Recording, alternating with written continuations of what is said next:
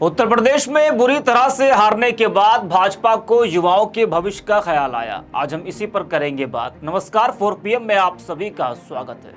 लोकसभा चुनाव में जिस तरह से उत्तर प्रदेश में बीजेपी को बड़ी हार का सामना करना पड़ा, 80 में से मात्र 33 सीटें ही बीजेपी जीत सकी यूपी में, बाकी 3 सीटें उसके सहयोगियों ने जीती।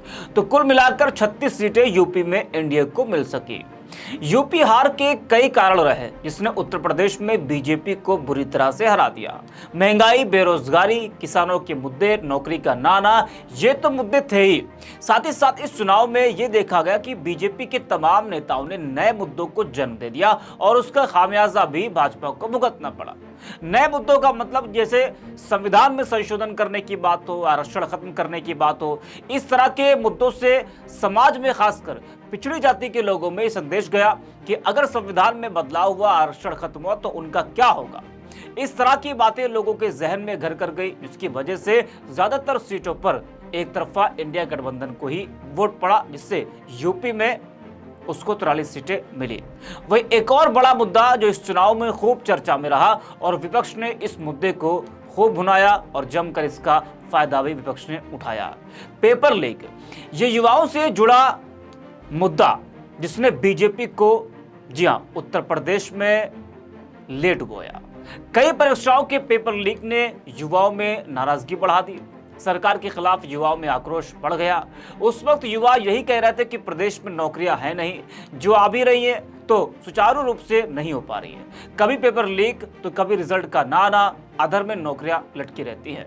तो ये एक बड़ा मुद्दा रहा जिसको लेकर प्रदेश भर में युवाओं ने जमकर प्रदर्शन भी किया और उस वक्त तमाम युवा यही कह रहे थे कि इस चुनाव में बीजेपी को सबक सिखा देंगे और सबक सिखाया भी। विपक्ष ने इस मुद्दे को अच्छे से भुनाया। राहुल गांधी, अखिलेश यादव जहां भी जाते तो युवाओं से मिलते, पेपर लीक पर, नौकरी न आने पर उनसे सवाल करते, बातें करते। इस तरह से युवाओं में विपक्ष ने एक उम्मीद जगाई कि जब उनकी सरकार आएगी तो ऐसे मामले सामने नहीं आएंगे और वो उनके साथ खड़े हैं। तो यूपी के तमाम बेरोजगार युवाओं ने, छात्रों ने इंडिया गठबंधन को इसी उम्मीद के साथ वोट किया और भाजपा को यूपी में बुरी तरह से हराने का काम किया। वही अब जब बीजेपी प्रदेश में बुरी तरह से हार चुकी है, देश भर में उसकी फजीहत हो रही है, तो मुख्यमंत्री योगी आदित्यनाथ हार की समीक्षा कर रहे हैं, बीजेपी संगठन हार की समीक्षा कर रहा है, मंत्रियों अधिकारियों के साथ बैठकें हो रही है। वही उन्होंने युवाओं की नाराजगी को दूर करने के लिए एक बड़ा आदेश भी जारी किया है।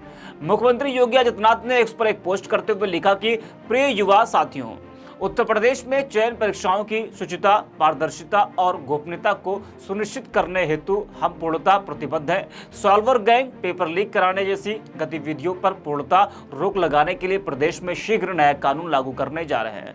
किसी भी कीमत पर युवाओं के भविष्य के साथ खिलवाड़ स्वीकार नहीं करेंगे। आज लखनऊ में विभिन्न चयन आयोगों के साथ बैठक में वरिष्ठ अधिकारियों को स्पष्ट निर्देश दिए गए हैं कि राजकीय माध्यमिक डिग्री कॉलेज, विश्वविद्यालय, polytechnic, engineering college, medical college अथवा साफ सुथरे ट्रैक रिकॉर्ड वाले ख्याति प्राप्त सुविधा संपन्न वित्त पोषित शैक्षिक संस्थानों को ही परीक्षा केंद्र बनाया जाए। तो हार के बाद कुछ इस तरह से सरकार का झुकाव युवाओं की तरफ हो रहा है और सरकार जो है हार के बाद अब वो नींद से जागी है। अब आप अपने एक वोट की कीमत को समझ सकते हैं कि सत्ता को सबक सिखाना है तो आपको अपने वोट का इस्तेमाल जरूर करना होगा, घर नहीं बैठना होगा, अपनी आवाज को उठाना होगा और जो भी चुनाव आए उसमें अपने मत का अधिकार जरूर करना होगा। अगर आपने मत का अधिकार नहीं किया तो आपको भी खामियाजा भुगतना पड़ सकता है। जी हाँ, और यही नहीं, लंबे समय से नौकरी का इंतजार कर रहे युवाओं के लिए भी योगी ने चुनाव के बाद बड़ा फरमान जारी किया है। योगी आदित्यनाथ ने सभी मंत्रियों को निर्देश दिए हैं कि वह जल्द ही अपने विभागों के रिक्त पदों की जानकारी शासन को दे। प्रदेश में निष्पक्ष तौर पर भर्ती प्रक्रिया को संचालित करने के लिए ठोस व्यवस्था बनाई जाए। गौरतलब है कि विपक्ष ने बेरोजगारी को बड़ा चुनावी मुद्दा बनाकर सरकार को कटघरे में खड़ा करने की कोशिश की थी, जिसका फायदा विपक्ष को मिला और नुकसान बीजेपी को उठाना पड़ा। वहीं पेपर लीक को लेकर जिस तरह से योगी आदित्यनाथ ने निर्देश जारी किए हैं उसको लेकर सोशल मीडिया पर भी लोगों की प्रतिक्रियाएं देखने को मिल रही है। नरेश शर्मा नाम के यूजर हैं, वो लिखते हैं कि अब जब भाजपा का प्रदेश में जनाधार गिर चुका है, अब प्रतियोगी परीक्षाओं में चयन के लिए पारदर्शिता सुनिश्चित करने के लिए कानून बनेगा। अभी तक क्या हो रहा था, जिन शिक्षित युवाओं ने प्रतियोगी परीक्षाओं के लिए इतने वर्ष से तैयारी की, पैसा खर्च किया, उन्हें क्या मिला? कुछ ओवर एज हो गए, उनका क्या होगा? अब तक का जिन लोगों का नुकसान हुआ, जिन्होंने रोजगार के अभाव में तरह तरह की पीड़ाओं को सहन किया, पुलिस के लाठी डंडे खाए, उनके नुकसान की भरपाई आप कैसे कर पाएंगे? या तो आपको बताना ही होगा। वही गौरव नाम का यूजर है, वो लिखते हैं कि ये युवाओं की जीत है। नौकरी का जिक्र आते ही मुद्दों से भटकाने वाले आज काम की बात कर रहे हैं। सत्ता परिवर्तन हो या ना हो, व्यवस्था परिवर्तन होना चाहिए। अमर सिंह नाम के यूजर हैं, वो लिखते हैं कि जब आपकी सीट कम हुई और आपके सीट का भी डर हुआ, तब युवाओं के बारे में सोचना शुरू किया। आप इससे पहले जू तक नहीं रेंगता था, कोई परवाह नहीं करते थे आप। घमंड नहीं करना चाहिए, घमंड एक ना एक दिन टूट ही जाता है। वही सुनील नाम के यूजर है, वो लिखते हैं कि काश कि आपका ये ट्वीट 2 महीने पहले आया होता। कहीं ना कहीं आपकी उदासीनता ने भी युवाओं को शुद्ध कर दिया। चुनावी साल में प्रदेश में कोई भर्ती ही नहीं हुई। जब मन में उत्साह होता है, मन भी मंदिर बन जाता है। अफसोस आपने इस पर ध्यान नहीं दिया। तो ध्यान कब दिया? ध्यान दिया चुनाव हारने के बाद। जी हाँ, क्योंकि अगर अभी ध्यान नहीं दिया जाएगा तो आने वाले 2027 में भी इसी तरह से बीजेपी को उत्तर प्रदेश में हार का सामना करना पड़ सकता है। क्योंकि युवाओं का जो गुस्सा है वो तो हमने अपनी आंखों से देखा है। जी हाँ, कई जो प्रदर्शन युवाओं के हुए, मैं उसमें खुद गया, लोगों से बातचीत किया।